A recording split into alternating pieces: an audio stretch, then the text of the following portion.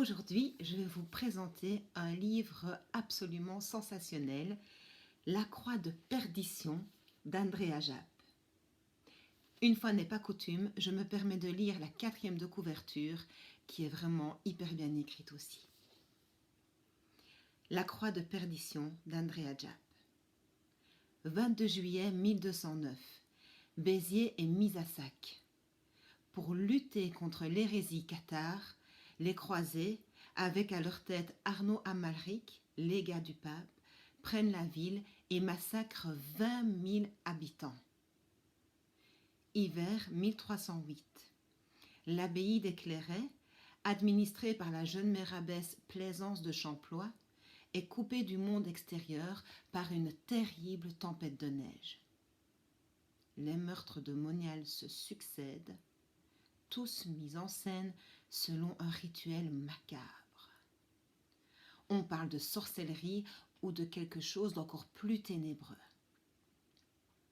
Que vient faire à l'abbaye Arnoldus de Villanova, médecin et espion du pape Clément V, au prétexte de cueillir de simples plants en hiver?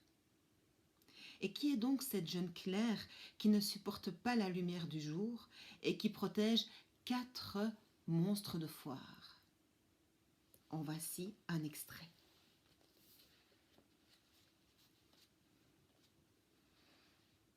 Peu à peu, Arnoldus de Villanova avait assemblé les pièces éparses de ce jeu mortel, confrontant les témoignages réticents, écartant les exagérations de délire ou de superstition qu'il avait glanées çà et là.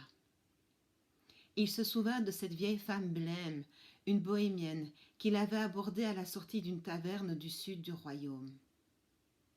Elle n'avait pas lâché son crucifix, qu'elle baisait entre chaque mot durant tout le temps de leur entretien. Le fixant d'un regard noir d'une déplaisante intensité, elle avait murmuré « Tu le cherches, n'est-ce pas? Il est proche. Ma mort est proche. Je le sais, mais je ne redoute rien. Toutefois, Dieu ne me pardonnerait pas d'avoir emporté mon secret dans la tombe. Aussi l'écouteras-tu, que tu le veuilles ou non. Ensuite, je pourrai mourir en paix. » Il avait tenté de passer son chemin, pensant avoir affaire à l'une de ces mendiantes privées de sens qui prétendaient prédire l'avenir contre quelques piécettes.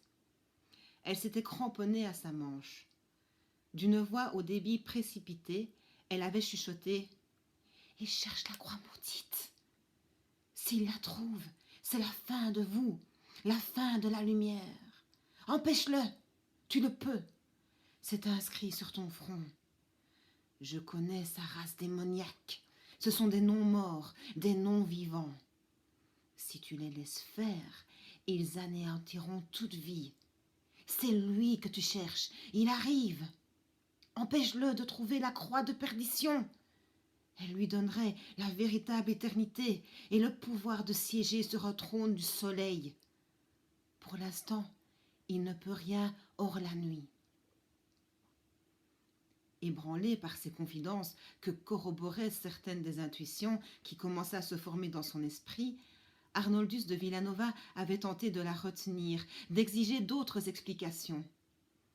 Elle s'était dégagée d'un geste brusque et s'était enfouie, le laissant perplexe, inquiet. 2 jours plus tard, les hommes du prévôt avaient retrouvé le cadavre de la vieille bohémienne, la gorge nettement tranchée, d'une oreille à l'autre. Monsieur de Villanova avait ensuite récolté d'autres témoignages semblables, tout aussi effrayants. Enfin, après des mois de recherche, d'interminables lectures de manuscrits, il était parvenu à une certitude. La croix maudite n'était autre que celle qui avait été brandie lors de la boucherie de Béziers un siècle plus tôt. Elle avait depuis disparu, échappant à la vigilance d'Arnaud Amalric, abbé de Cîteaux, qui l'avait pourtant protégée avec une obsession maladive.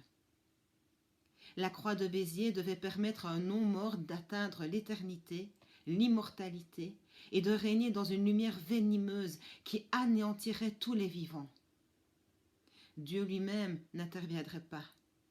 Son fils d'argent avait été souillé par le sang des innocents, par la faute de ses créatures.